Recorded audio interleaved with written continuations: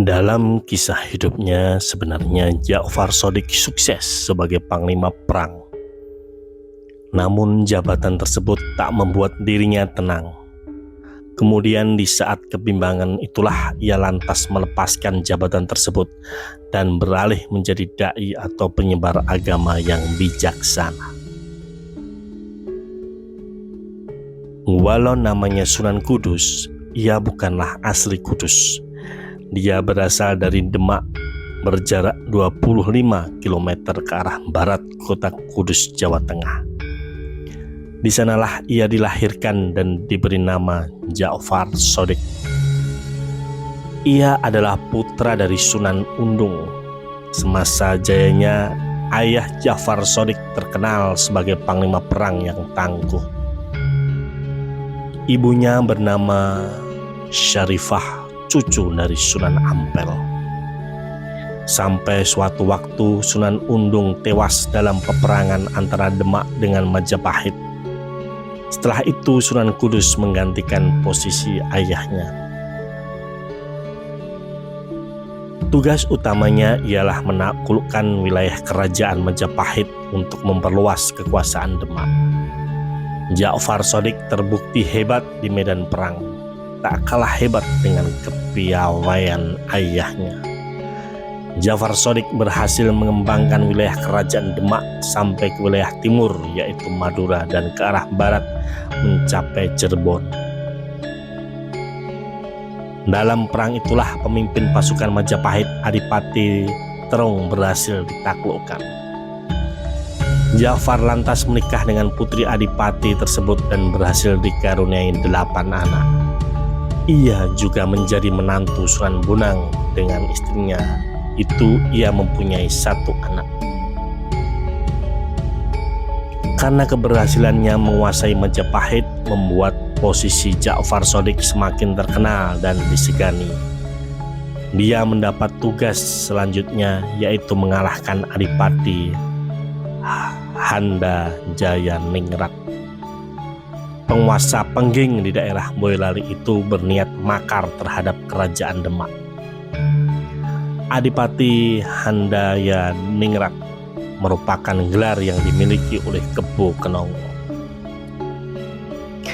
Permasalahannya adalah Kebo Kenongo ingin mendirikan negara sendiri bernama Ki Ageng Tingkir. Kedua orang ini merupakan pengikut Syekh Siti Jenar, seorang guru yang ajarannya ditentang oleh semua wali songo karena faham manunggaling kawula Gusti. Syekh Lemah Abang, nama lain dari Syekh Siti Jenar, akhirnya dihukum bunuh. Pembangkangan Kebo Kenongo makin ketahuan saat ia tak menghiraukan undangan Raja Demak, yaitu Raden Patah. Surat panggilan yang dibuat sang raja tak dihiraukan sampai bertahun-tahun. Karena kehilangan kesabarannya, maka Raden Patah lantas memerintahkan kepada punggawa kerajaan agar pemberontakan itu ditumpas. Atas pertimbangan beberapa penasihat kerajaan, akhirnya Ja'far Shadiq lantas dipanggil ke kerajaan. Ia diberi tugas untuk membujuk Kebo Kenongo. Namun tawaran itu ditolak Kebo Kenongo. Peperangan tak dapat dihindari. Dalam perang itu Kebo Kenongo tewas.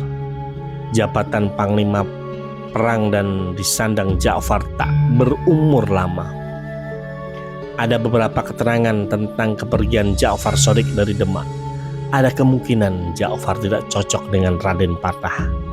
Keterangan lain, ia bermasalah dengan Sunan Kalijogo. Kisah ini menyebutkan Ja'far Shadiq meninggalkan Demak disebabkan persoalan pribadi semata. Jabatan perang yang disandangnya tak membuat tenang jiwanya. Ia merasa tak pantas dan gundah. Ja'far ingin hidup bebas dan mengabdikan jihad fisabilillah dalam membela agama Allah. Sebab baginya mendekatkan hati dengan Allah lebih mulia dibanding dengan jabatan dunia. Versi inilah yang memiliki cukup bukti. Saat Ja'far Shadiq hijrah dari kota Kudus, asal mulanya kota tersebut bernama Tajuk. Rakyat Telingsing merupakan tokoh yang mengembangkan kota Tajuk. Dia adalah keturunan Tionghoa. Cerita ini membuktikan kalau kota itu sudah tumbuh berkembang sebelum kedatangan Sunan Kudus. Banyak kisah yang menerangkan bahwa Ja'far adalah pemimpin dari Demak yang keluar dari tembok kerajaan. Saat hijrah ke Tajuk, Ja'far hidup dalam kesederhanaan. Ia bermukim dengan sekelompok orang. Ada versi yang menyebutkan kalau kelompok kecil itu adalah murid-murid Ja'far sendiri yang dibawanya dari kerajaan. Dalam jamaah itu juga terdapat beberapa tentara yang ikut bersama-sama Ja'far memerangi Majapahit. Keterangan lain menceritakan santrinya itu merupakan warga sekitar yang dipekerjakan Ja'far Shadiq untuk mengerjakan perkebunan ladang dan pertanian. Setelah jamaahnya semakin bertambah, ia lalu berinisiatif membuat sebuah masjid sebagai tempat ibadah dan pusat pengembangan penyebaran agama Islam. Masjid itu bernama Masjid Menara Kudus yang sampai sekarang masih berdiri kokoh. Nama Ja'far Shadiq tercatat dalam ornamen yang berada dalam masjid tersebut. Masjid itu didirikan pada tahun 956 Hijriah atau 1549 Masehi.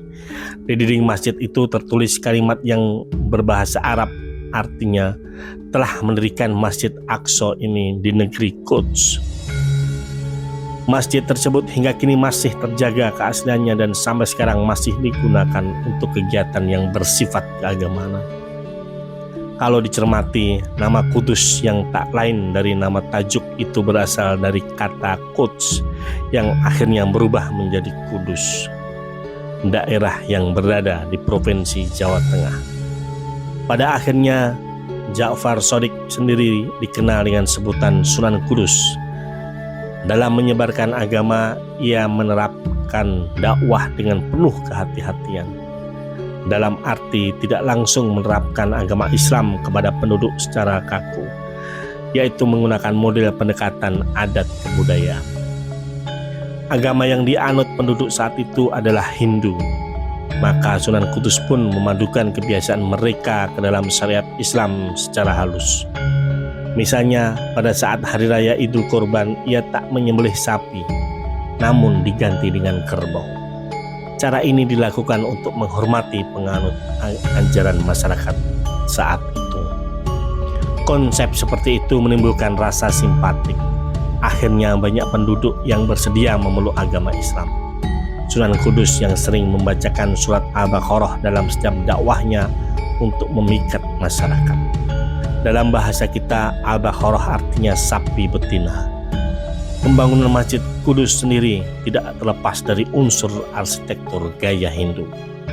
Sunan Kudus menulis sebuah buku dengan judul Joko Budo dari desa Tajuk. Kisah lain yang ditulis yaitu kisah Baru Klinting. Kedua cerita tersebut berlatar belakang kerajaan Majapahit. Sedangkan buku yang berisi ajaran Islam berjudul Tetep Sentosaning Iman.